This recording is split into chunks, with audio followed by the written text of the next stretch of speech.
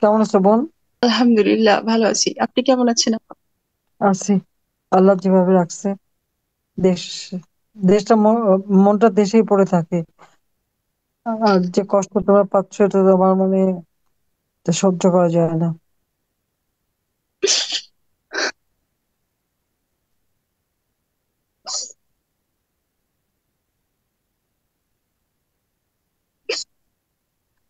আসলে আমি কিভাবে শুরু করব আপা? কোন দিক দিয়ে শুরু করব নিজেই বুঝতে পারছি না।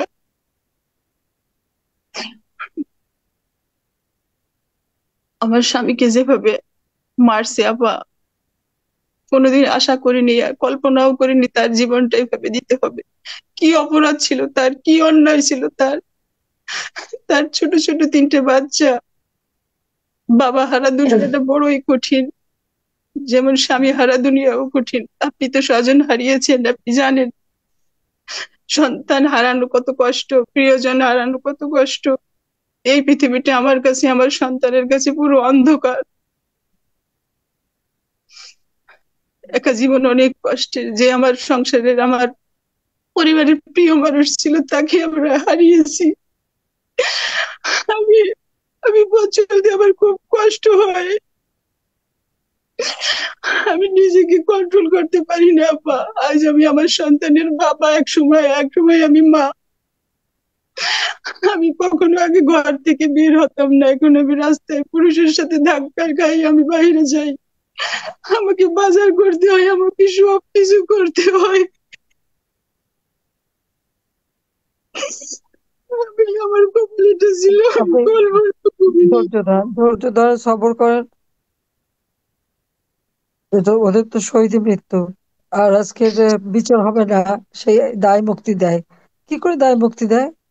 একটা মানুষকে মেরে ফেললো পিটাতে পিটাতে, আর সেই আসামিরা শাস্তি পাবে না? এটা কথা হলো?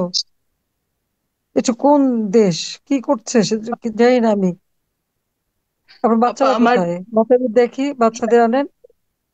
বাচ্চা আছে, আসো বাবা পাশে। আসো, তোমরা আসো। কই? আমি অবশ্য দেখতে পাচ্ছ না, কিন্তু আমি তোমাদের দেখছি। ও, দেখো। ফুটফুটে তিনটা বাচ্চা। আসসালামু আলাইকুম ওয়া রাহমাতুল্লাহি ওয়া বারাকাতুহু। আসসালামু আলাইকুম। ওয়ালাইকুম আসসালাম রহমতুল্লাহ বরকাত। তোমাদের জন্য আমি দোয়া করি, তোমরা ভালো থাকো, মার সাথে থাকো, মাকে দেখে রাখো। আমি জানি যে আজকে বাবা নাই, এবং যেভাবে হত্যা করা হলো এটা কিন্তু কল্পনাও করা যায় না। আমার তো বাবা মা সবাইকে, আমার তিন ভাই, আমার ছোট ভাইটা মোটে 10 বছর, তাকেও খুন করে ফেলছে। আর সেই বাড়িটাও ভেঙে পোড়ালো এখন, বাড়িটা ভেঙেও ফেলে দিল, ওইটুকু স্মৃতি নিয়েছিলাম সেটাও গেল। কিন্তু তোমাদের যে কষ্ট আমার আমি বড় জানি, কষ্ট আমি আপা। বুঝি।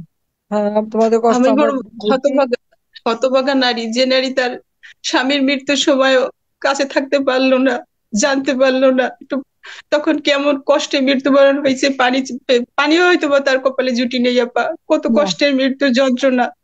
আমার স্বামী 5 তারিখে মারা যায় আর আমি 6 তারিখে তার সংবাদটা পাই, এবং ইস, তাকে বুঝে পাই 7 তারিখে, এবং তাকে দাফন করি 8 তারিখে।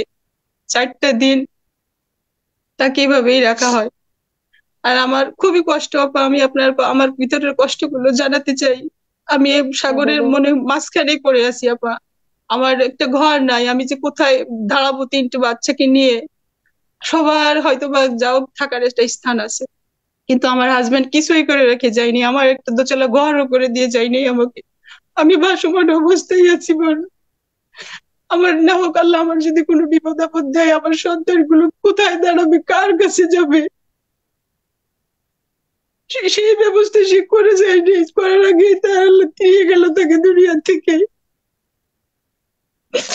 আমি সব সময় ডিপ্রেশনে থাকি যে আমার না আল্লাহ, আমাকে তুমি হায়াত দাও, সুস্থ রাখো, আমার সন্তানদের বড় হওয়া পর্যন্ত যেন আমি বেঁচে থাকি, তাদের জন্য কিছু করে দিয়ে যেতে পারি। আল্লাহর কাছে সেই দোয়া করি সব সময়।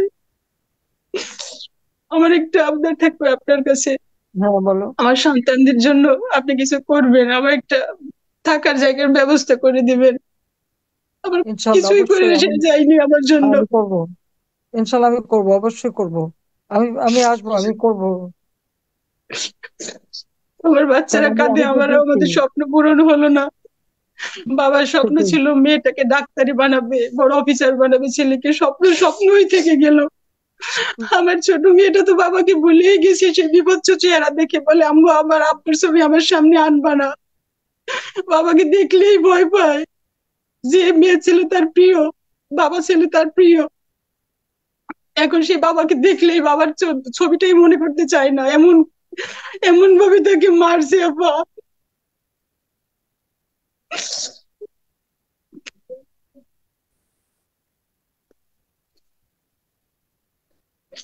যদি একটা থাকার ব্যবস্থা হতো আমার, আমি সব একটু নিশ্চিন্ত থাকতে পারতাম। আপা, প্রিয়জনকে হারিয়ে কেউ কখনো শান্তিতে থাকতে পারে না।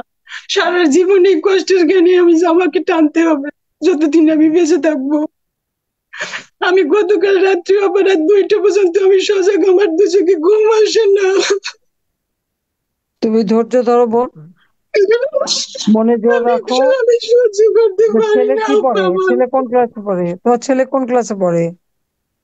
আমার ছেলেটা সে এবার হেফজে কমপ্লিট করছে, আর মেয়েটা এসএসসি আচ্ছা, পরীক্ষা দেবে, বড় মেয়েটা ও দেখাশোনা মনে। পরীক্ষা দেবে এসেছে, আচ্ছা। জি আর জি ছোট জি। জন? কি সুন্দর পুতুলের মতো। ছোটজন ক্লাস ওয়ানে ওয়ানে পড়ে।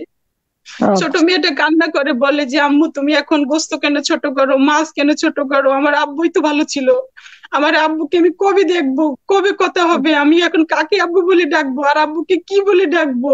সবার বাবা আছে, আমার কেন বাবা নাই? বড় মেয়েটা কান্না করে। আমি ওদের ওদের তো বুঝাইতে পারি না, না ওদের চিন্তা করবো, না আমি, না ওদের তুমি ভবিষ্যতে। কিভাবে বুঝো বলো?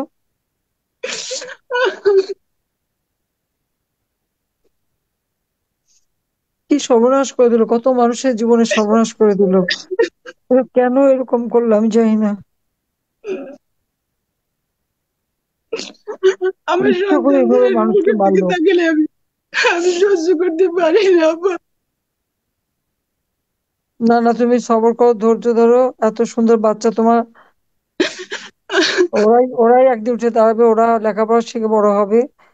আর অবশ্যই আমি আমি আছি, যা লাগে পড়াশোনা সব অবশ্যই আমি একদিন আমি আসবো এবং আমি দেখবো।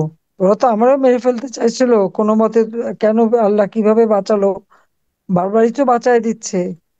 সেই 21 আগস্ট গ্রেনেড হামলা থেকে, কোটলিপাড় কি বিশাল বোম ফুটলো, সেখান থেকে খোদা তো বাঁচায় রাখে। তো আল্লাহ যখন বাঁচায় রাখছে আমাকে, আমাকে যে বাঁচিয়ে রাখলো, আমার তো মনে হয় আমার হাত থেকে নিশ্চয় কোনো একটা ভালো কাজ আল্লাহ করায় নেবে আমাকে দিয়ে।